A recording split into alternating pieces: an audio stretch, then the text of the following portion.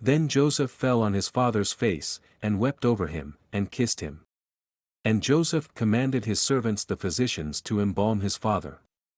So the physicians embalmed Israel. 40 days were required for him, for such are the days required for those who are embalmed, and the Egyptians mourned for him 70 days. And when the days of his mourning were past, Joseph spoke to the household of Pharaoh, saying, If now I have found favor in your eyes, please speak in the hearing of Pharaoh, saying, My father made me swear, saying, Behold, I am dying, in my grave which I dug for myself in the land of Canaan, there you shall bury me.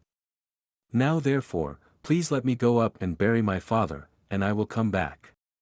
And Pharaoh said, Go up and bury your father, as he made you swear.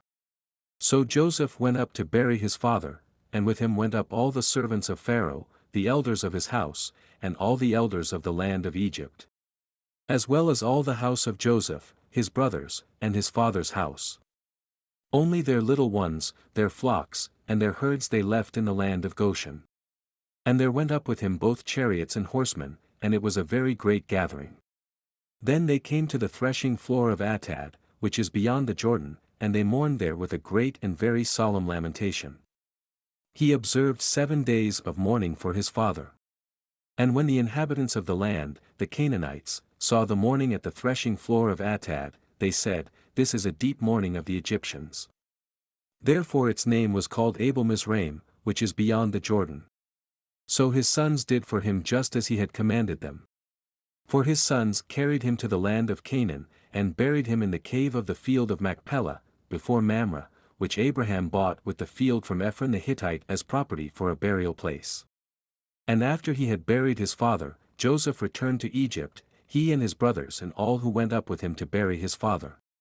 When Joseph's brothers saw that their father was dead, they said, Perhaps Joseph will hate us, and may actually repay us for all the evil which we did to him. So they sent messengers to Joseph, saying, Before your father died he commanded, saying, Thus you shall say to Joseph, I beg you, please forgive the trespass of your brothers and their sin, for they did evil to you. Now, please, forgive the trespass of the servants of the God of your father. And Joseph wept when they spoke to him.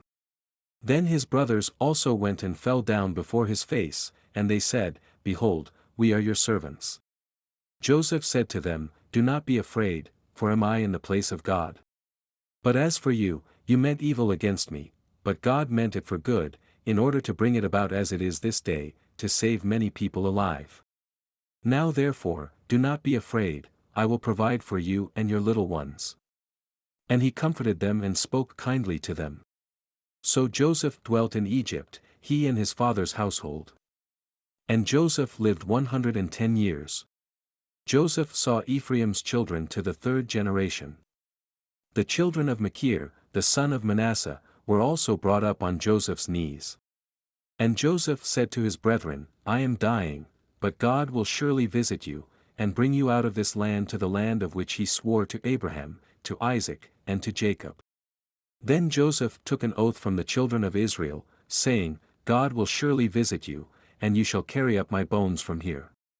So Joseph died, being 110 years old, and they embalmed him, and he was put in a coffin in Egypt.